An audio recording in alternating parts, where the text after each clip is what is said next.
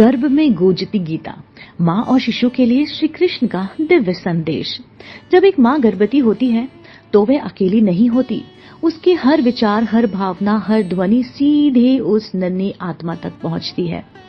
ऐसे में यदि कोई ग्रंथ गर्भ और आत्मा दोनों को छू सकता है तो वह है श्रीमद् भगवद गीता। क्योंकि गीता केवल युद्ध भूमि ही नहीं, यह जीवन के हर क्षण की मार्गदर्शिका है।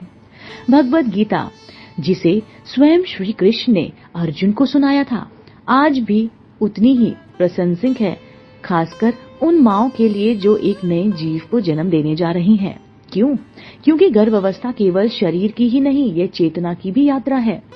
यह यात्रा में गीता वह दीपक है जो हर डर, हर भ्रम, हर चिंता को शांत करती है। कहा तो ये भी जाता है, जब कोई माँ प्रेम, भक्ति और ज्ञान से भरे शब्द सुनती है तो उसका प्रभाव सीधे बच्चे के मन पर पड़ता है। और गीता तो शब्दों का अमृत है। हर श्लोक, हर आद्य और एक ऊर्जा है, एक आशीर्वाद है। श्री कृष्ण अर्जुन से कहते हैं, तुझे केवल कर्म करने का अधिकार है, फल की चिंता मत कर। ये शब्द एक गर्भवती माँ के लिए कितना सुकून देता है, जो रोज अपने भीतर जीव को पनपते हुए देखती है और कई बार अनजाने डरों से घिरी होती है। गर्भ संस्कार में गीता का क्या स्थान है? गर्भ संस्कार केवल मंत्र, भजन या संगीत तक सीमित नहीं है। यह माँ की आंतरिक स्थिति, उसकी विचारधारा और भावना का नाम है। गीता माँ को सिखाती है धैर्य, संयम, निस्वार्थ प्रेम और सबसे बढ़कर स्वयं को समझना।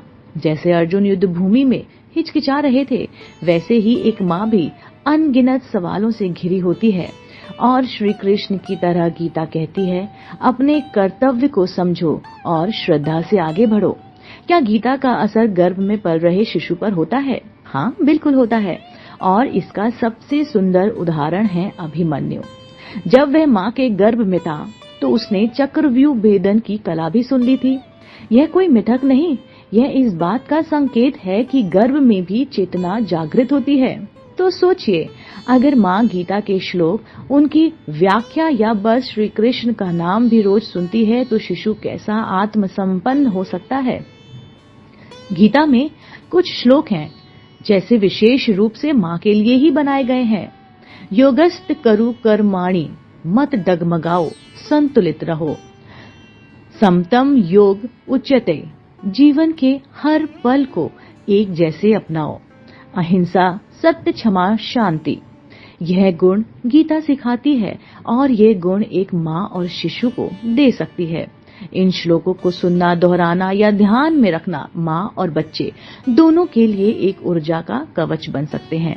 गीता कोई धार्मिक पुस्तक नहीं है, यह एक जीवन संवाद है। श्री कृष्ण केवल एक भगवान नहीं, वे आपके अंतरात्मा की आवाज है। जब आप थक जाती हैं, डॉक्टर की रिपोर्ट उलझा देती है, रातों की नींद उड़ जाती है, तो गीता कहती है, तू केवल प्रेम कर, श्रद्धा रख, बाकी मैं संभाल लूंगी। क्या आप दिन में 10 मिनट निकाल सकती हैं? बस 10 मिनट।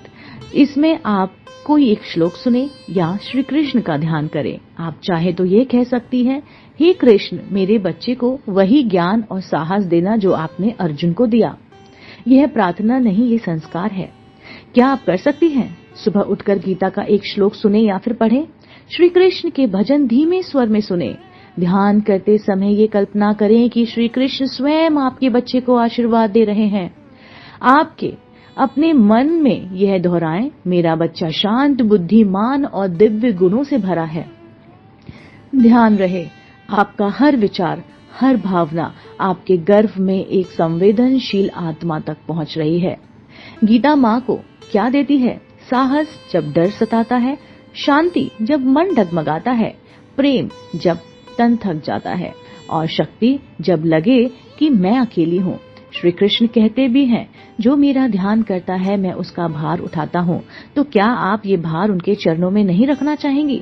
प्रिय माँ, आज तुम केवल एक जीवन नहीं, एक संभावना, एक संस्कृति, एक आत्मा को जन्म देने जा रही हो। श्रीमद् भागवत गीता इस सफर में तुम्हारा हाथ थाम सकती है। तो आज से हर सुबह श्री कृष्ण के 2 शब्द सुनो, हर रात एक श्लोक को महसूस करो और कहो, हे कृष्ण, मेरी कोख से निकलने वाला बच्चा तेरी कृपा से ज्ञानवान, प्रेममय और निडर बने। अगर ये कथा आपके हृदय को छू गई हो तो कमेंट में लिखें, मैं अपने शिशु के लिए गीता को अपनाती हूँ। वीडियो को साझा करें ताकि हर माँ तक श्री कृष्ण का संदेश पहुँचे। हर माँ एक यशोदा है और हर गर्भ एक द्वारका।